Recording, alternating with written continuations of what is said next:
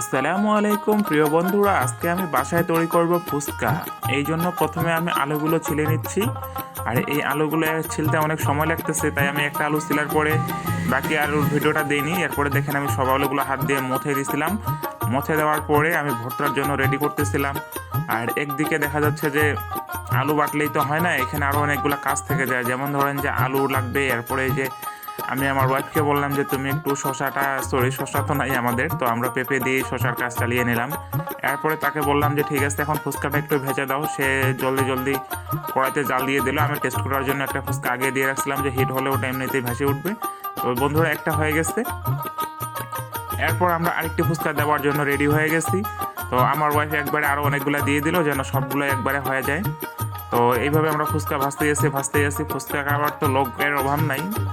তো যাই হোক, এই ফুচকা আমরা রেডি করতেছি। আমি যে ফুচকাগুলো তৈরি করি তা আসলে প্রাকৃতিকভাবে, আর এখানে কোনো রকমের কোনো ভেজাল নাই। তো বাসায় খাওয়ার মতো আর মজাও হয় না। এই ফুচকাগুলোতে সুন্দর একটা টেস্ট পাওয়া যায়।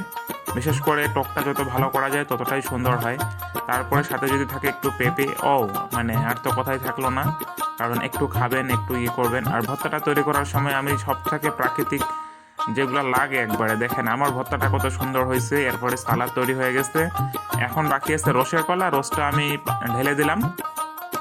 আমি আচার কিনে রাখছিলাম একবারে, আমাদের এলাকার এক চাচা বিক্রি করে, তার কাছ থেকে নিয়ে রাখছিলাম।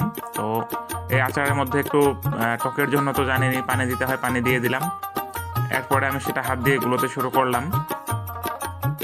পুরো প্রসেসটাই আমি আপনাদেরকে দেখিয়ে দিচ্ছি।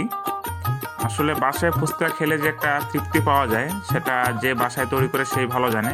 কারণ বাজার ঘাটে আসলে কিনে খাওয়ার মতো অত টাকা থাকে না। মধ্যবিত্ত মানুষ, তারা দেয় 8টা 10টা, কিন্তু আমাদের তো লাগে ভাই 50-60টার মতো করে। তো আমরা কি করব বলেন? এই যে আমি একটু লবণ দিয়ে দিলাম।